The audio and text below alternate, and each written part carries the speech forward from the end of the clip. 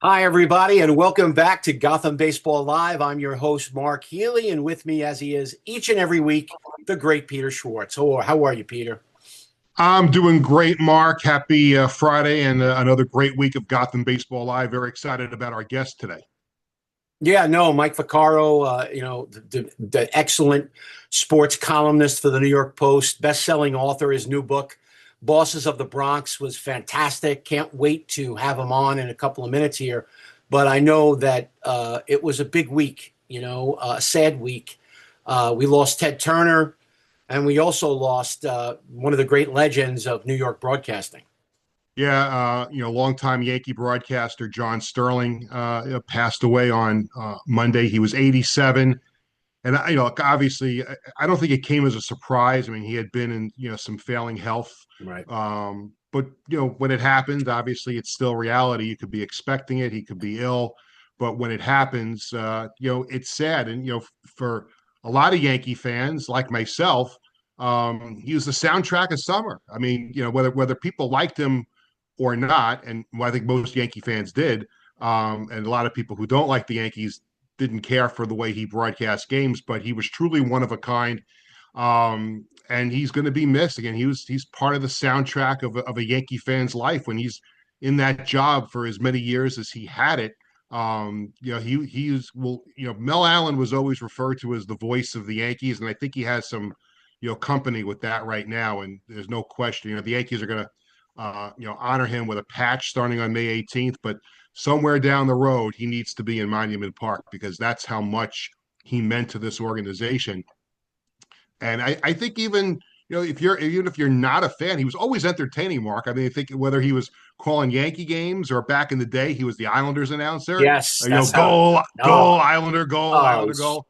And also he was a Nets broadcaster for a while. So yeah. he just had a very, passionate, fun, entertaining way of broadcasting games. No, he was. Look, I love John Sterling. And I go back to Islander goal, Islander goal.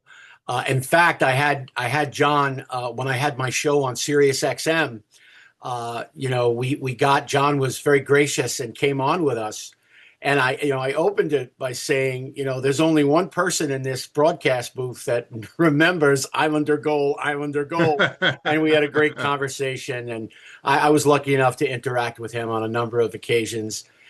Just an absolute gentleman, a fantastic broadcaster. And like you said, you would listen to him do Nets broadcasts, and could not be better. He was so good at going from baseball to basketball, and then of course just a long career, and just a fantastic individual. and, And and he spent some time in Atlanta too. Remember, yeah, he was in Atlanta and did Braves and Hawks games for a yeah, while, and got to see him on when TBS was originally sure, WTBS was a superstation. I always had yeah, it on cable. But really quick, but before we get to other stuff, I just a personal John Sterling story for me, and I talked about it on my other podcast this week. In I mentioned before, he was such a kind human being. And there's something that I will always remember about him. 25 years ago, 2001, I was named the play-by-play announcer for the New York, New Jersey Hitmen of the XFL.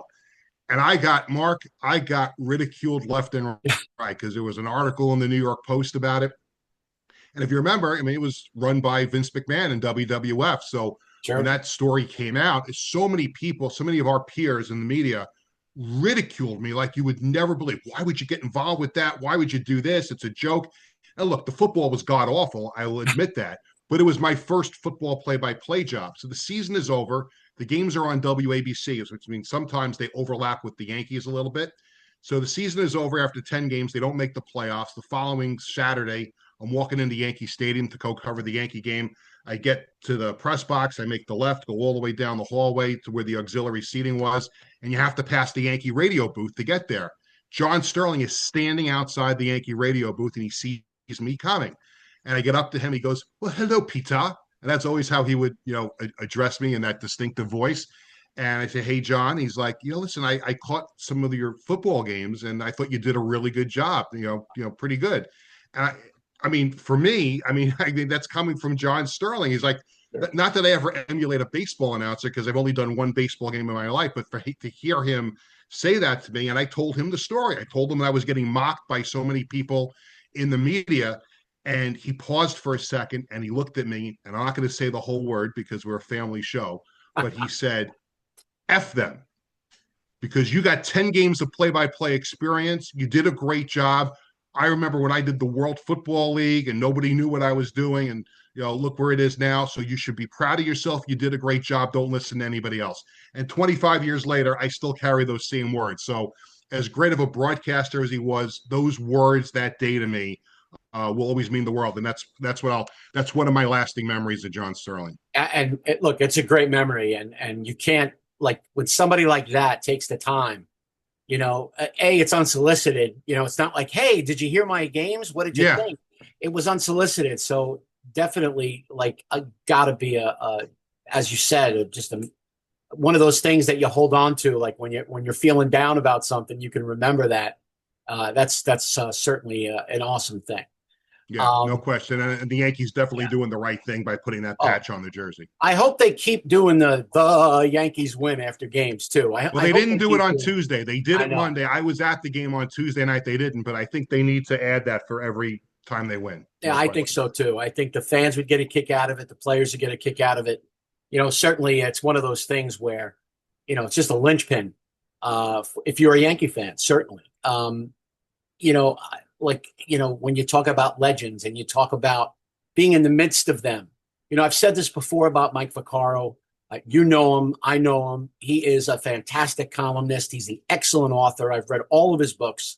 My review of his latest is out on GothamBaseball.com it's out on GothamBaseball.com. It's also in print today in the Wave, Friday's edition of the Wave. And without further ado, we're going to bring Mike up. Mike Vaccaro, he is the New York Post's premier columnist. He is also a best-selling author, and his latest book, Bosses of the Bronx. We welcome you, Mike, to the Gotham Baseball Live podcast. How are you today? All good. Sorry. No. Hey, Mike, how are you? I'm doing good, Peter. Can you hear me? Yeah, we can hear you fine. Yes. Sounds good. Fantastic. How you guys doing? We're doing well, Mike. And I got to tell you, really, really enjoyed the book, Bosses of the Bronx. HarperCollins is the publisher, I believe. Yes. Sure is. Yep, absolutely. So, got to be a challenge anytime you write about someone that you covered, A, and B, there have been other books, which you mentioned, which I thought was great. You mentioned some of the other books that have been written, Bill Madden's, Steinbrenner, The Last Line of Baseball, and some of the other books that have been written. I know you have such a distinct approach when you write. You talk about the people and places of the times, not just of the subject that you're writing about. How hard was it? How challenging was it to write about someone, who's so well known in the New York media?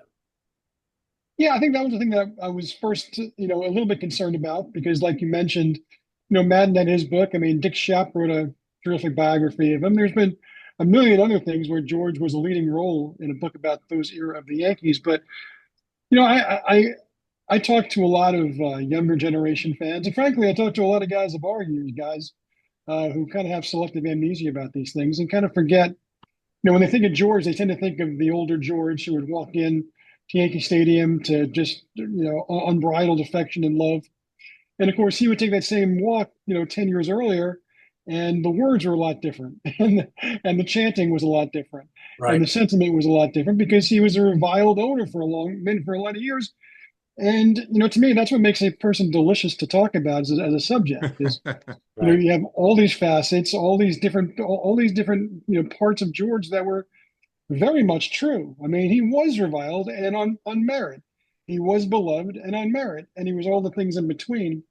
And so, to me, when you start looking at that, I mean, I knew I didn't want to write a biography because, like we've said, biographies had been written. I didn't want to spend a lot of time with George at Cleveland or in college or, doing his assistant coaching thing early in his career. But I wanted to write about what it was like the Yankees became when he became part of the team. January 3rd, 1973, and to present day when you incorporate the house steinbrenner years. So it is bosses. It's about both, but I think it's interesting if you see the cover of the book. George is about 4 times as big. His picture is Hal, and that's probably right on. Not only in terms of how long George was the owner of the team, but also how we tend to think about those guys, because George was larger than life and Hal is not. And that's not a criticism of Hal by any stretch. In fact, I think one of his great assets as an owner is that he's not his father. Some would argue with that, but I mean, to me, that's why the whole subject matter to me was so interesting. You get a slice of what the Yankees have been like from the very beginning of George's involvement with the team. You know, Mike, you mentioned before there have been other books written about George and Yankee ownership, and I think when somebody writes a book about a subject, or when there's a documentary about a subject, and the person who's reading or watching, you think you know everything about that person. You're a fan of the team. You followed this person. And when it comes to George Steinbrenner, I think a lot of Yankee fans know a lot about him, or knew a lot about him. Without giving away too much in the book, give us a little breadcrumb of something about George that Yankee fans may not have known about him, but they will find out in the book. Peter, thank you for saying that. And that's about as nice a thing as people have told me about the book, is that I've been a Yankees fan for 40 years and I didn't know this, or I didn't remember this, or I wasn't aware of this aspect of the story. I think a lot of the stories in there are stories that people might have heard, in the crumbs of their memory, and just all of a sudden now, oh, right, that happened. Oh, right, that happened. And in Georgia's case, a lot of times, all right, that stuff all happened on the same day. Oh my God. Um, and the fact is that, around a lot of other teams, any one of these things happen. And if you consider it as the greatest meltdown in the history of the sport, right? I mean, I have Buffalo fans in my life, and when the Bills fired their coach, I mean, and the owner talked about it for a couple of hours. I mean, it was like, oh my God, it's never going to be like this again. And around George, that was a Tuesday, and there was going to be more in store Wednesday and Thursday too.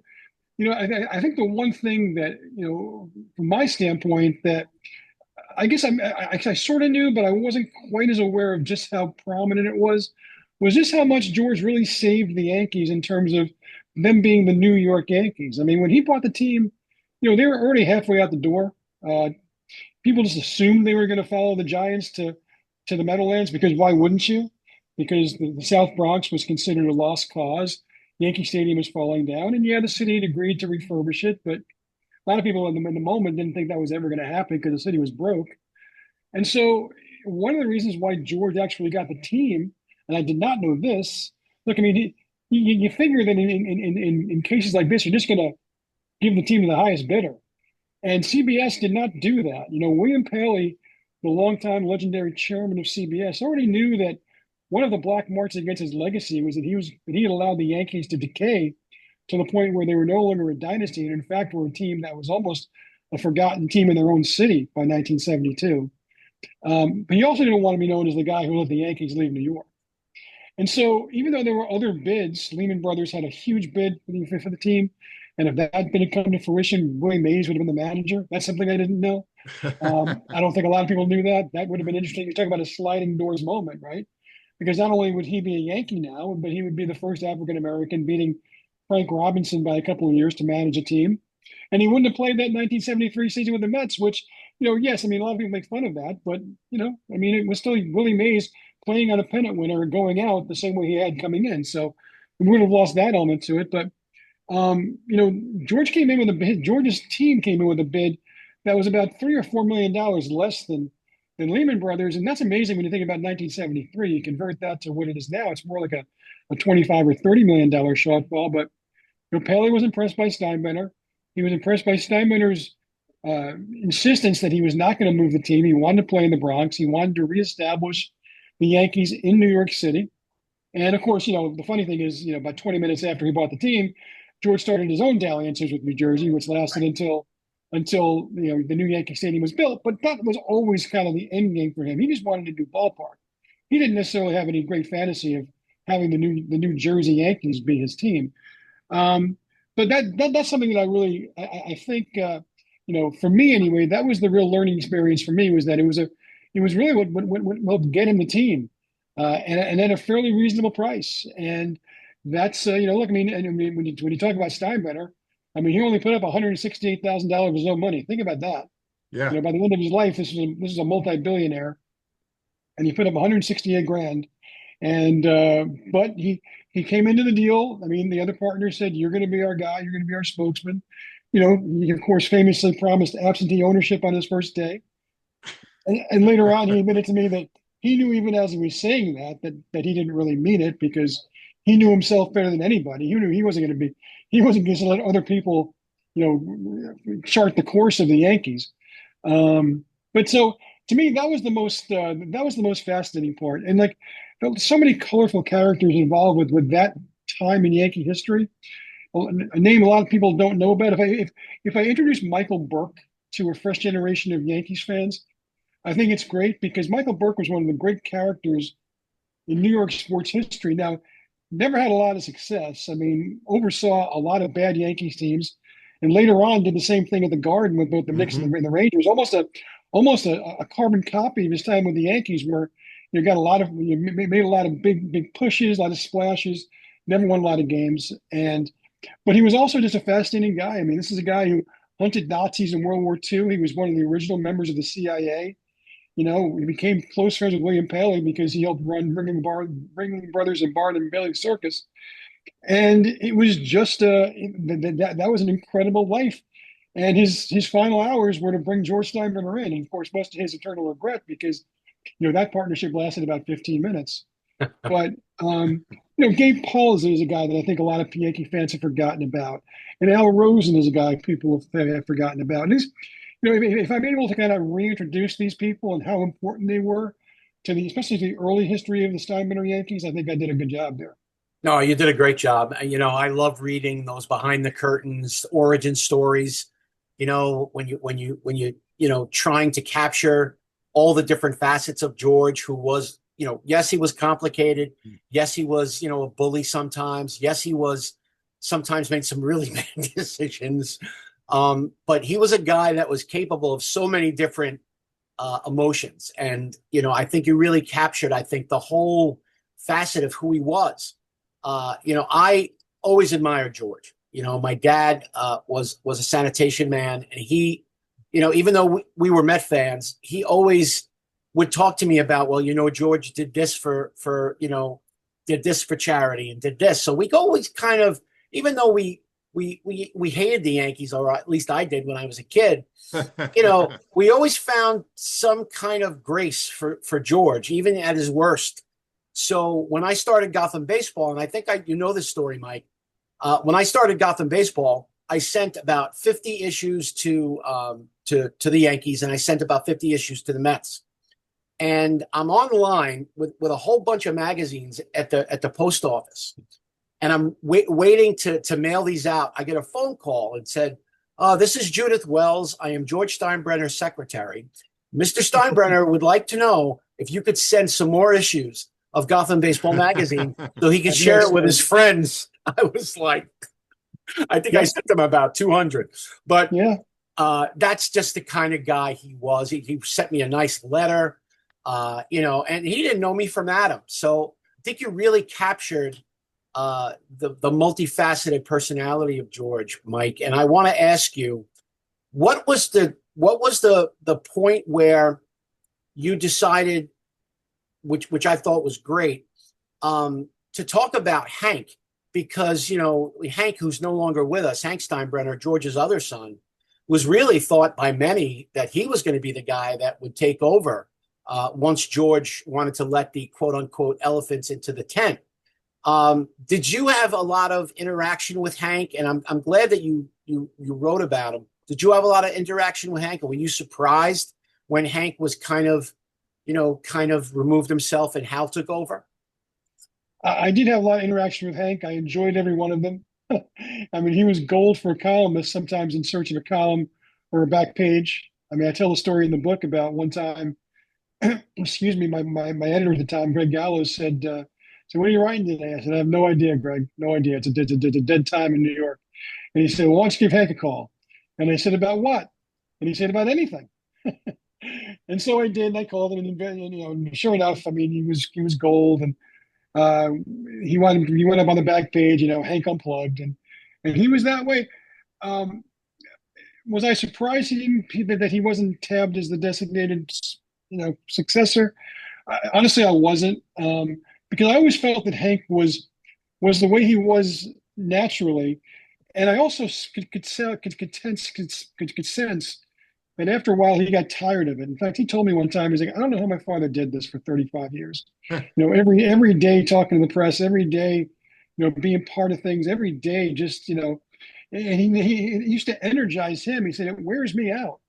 He said, and ultimately he wound up backing away from that part of it, but he did seem to enjoy it for a little bit. But Hank was definitely more like his father temperamentally, for sure. He was also probably the closest of the Steinbrenner children to his father, only because, Hank was the oldest, and so he got his father when he was just a regular guy, a businessman in Cleveland. So he got that part of him. Most of the other kids weren't old enough to enjoy that part of their father before he became the owner of the Yankees, and then kind of just one of the most famous people in the country. So he had that relationship with him. But, even George himself, I think, always recognized that Hal was the more likely one to be his successor because he was a lot more business minded. He was a lot more serious. He cared about the Yankees. Hank cared about Hank's biggest passion within the Steinbrenner family empire was the horse farm. He had many opportunities. George wanted to groom him at an early age, but he really doesn't have the interest, And even when he was trying to find somebody to run the team in his absence, the second time he was suspended, he turned to Hank, and Hank is a good son. He was willing to do it, but George could sense his heart wasn't in it. He didn't want to force it on him, and Hank was grateful for that. And so, there's a story in the book, and Hal loves the fact that I found the story. He was very impressed when I told him this. There was a time in the in the late '70s, early '80s when when Burger King put out like a bunch of trading cards, buy a Whopper. I have them. I have them all. I have them all. Right, well, so here's a question for you, Peter. So Hal noticed that for some reason, and amazingly so, because the relationship the two men had, they didn't have a Lou Piniella in that set. There was no Lou Piniella in there. There was really no reason for that because he was still on the team and still a productive member of the team, but he wasn't part of the set. And Hal knew how much Lou meant to his father. And so he told him, he said, Dad, there's no Lou Piniella in this group, in this group of cards. And his father, of course, was outraged. And he immediately contacted Burger King and said, well, you have two choices. You can put Lou Piniella in the set now, or you can talk to my lawyer. And of course, Burger King rushed to deliver like 5,000 Lou Piniella cards. Now, if you have one, Peter, that's a collector's item. And I got to check to see if I still have that. Yeah, one. Because Hal showed me he still has a Lou Piniella card from that set laminated. And I joked with him. I said that was what you were going to use as collateral if you signed Juan Soto back. And he laughed. But he was 12 years old when he did that. And it really impressed his father. Wow, this kid's 12 years old. That's a pretty sharp tack I got here. So I think he had him on his radar for a while. When he was suspended, Hal was way too young. He was still in college. By the time that George was ready to hand the reins over, though, Hal was in perfect position to take over. And I think he had what George wanted. George didn't want a carbon copy of himself. He realized that his time of doing things was probably past. And as much as he loved Hank, I think that he just realized that Hank was more qualified for the job. And to Hank's internal credit, he agreed. I mean, he voted for Hal when the time came among the siblings to vote for who was going to be their designated successor to their father. They were, 4-0 unanimous in favor of Hal. And it's worked out, I think, and I think that Hank never had any second thoughts. There was never a succession-like dramatic, issue of who was going to get the team. And I think that really helped the transition also. So when it comes to Hal, the perception has been, while George, and everybody would agree with this, George wanted to win in the worst way. He did whatever he could to give the Yankees a chance to complete their mission. Sometimes that was the worst way, Peter. We should never forget the 80s when he was very involved and they didn't win a thing. I like to remind people. Yeah, he made a share of mistakes, but it wasn't by lack of trying and wanting to win. But the perception has been by a lot of Yankee fans that Hal doesn't have the same fire that his father, that maybe Hal really doesn't want to win. I think that perception's changing a little bit this year because it seems like the Yankees are doing things a little differently. From your research for the book and knowing both George and Hal. Is that an unfair criticism on Hal that he doesn't want to win? It's 100% unfair. I mean, even before this year, Hal has no problem. He doesn't consider it a burden to be George Steinbrenner's son at all. He considers it a privilege. He considers it a privilege for him and his siblings to be able to carry on the Yankees legacy that his father created.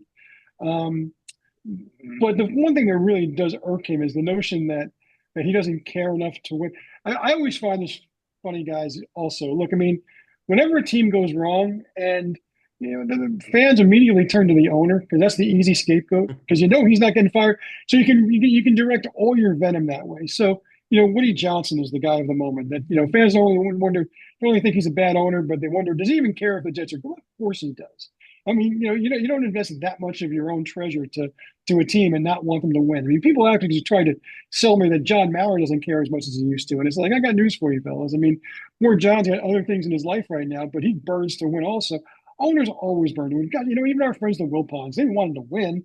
They didn't much know how to go about it, but that's a whole different set of arguments. I have a story in the book, guys. I mean, I sit down one time with Jim Dolan, back when Dolan was considered just the worst owner in the history of the world by Knicks fans.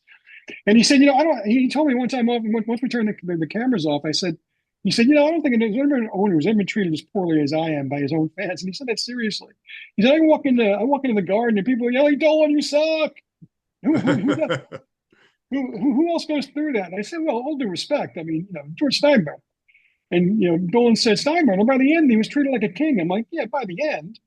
I said, but, this is the guy who walked into his own building and you had 40,000 people saying, George must go. I said, and he said, well, what Dolan said is maybe they'll love me when I'm dead. But what he found out is the easier trick of the trade, which is they'll love you when you win. I mean, you don't hear anybody complain about James Dolan much anymore, do you? No. And that's the thing. All of a sudden people wonder if Steve Cohen cares. Of course Steve Cohen cares, but his team is terrible, so you rip the owner. And winning is the great deodorizer, which is, goes to what you were saying about how you hear fewer complaints about how this year and whatever the Yankees have done, what they haven't done this year. The fact is they win every day. So, of course, in the same way that people thought about George differently when his team won championships every year, that's the way it's going to be with him. The story I've told before, and it's one of my favorite stories that Hal told me. He said, look, the big difference between me and my dad, he's like, I'll sit at home and watch the Yankees and they'll commit an error in the ninth inning and lose a tough game, and I'll throw my shoe at the TV. He said, my father would go and watch the same game. He'd throw his shoe at the TV. And then what he would do is he'd pick up the phone, call the Daily News and the Post and say, guess what I just did? I just threw my shoe at the TV. And then they'd be reading the back pages. Hal's never going to do that. I mean, that's just not who Hal is. It wouldn't occur to Hal to ever call anybody and say, look, this is what I think about the Yankees right now. But that's what George did, 40 times a season. And, it made for great back page headlines. It probably made for not so great moods in the clubhouse. And I think you can blame a lot of what happened in the 80s when the Yankees had teams good enough to win and never win on George's constant meddling and tinkering and so forth. But so I don't think that, look, Hal may not be a perfect owner. And he, I guess you could argue that maybe he's too loyal to his people, and maybe Aaron Boone, would be on tenure 3 if George was the owner now. And then Brian Cashman might have been fired long ago, but maybe not, because George hired Brian Cashman in 1998. He never hired another GM, so he was pretty loyal to Brian. Also, if you delivered for George, he was going to be loyal to you. And look, it's I would argue that what Cashman and Boone do now is deliver for Hal, because they win 94, 95 games every year. Mark, you're a Mets fan. Would you sign up for that? For the Mets? Would you sign up for 94 wins a year? Yes, I certainly would. I mean, certainly would, Mike. So it's like, I chafe a little bit when people call Yankees fans spoiled. I don't think that's the right word, but they have grown accustomed to a certain level of success. And guess what? Why is that?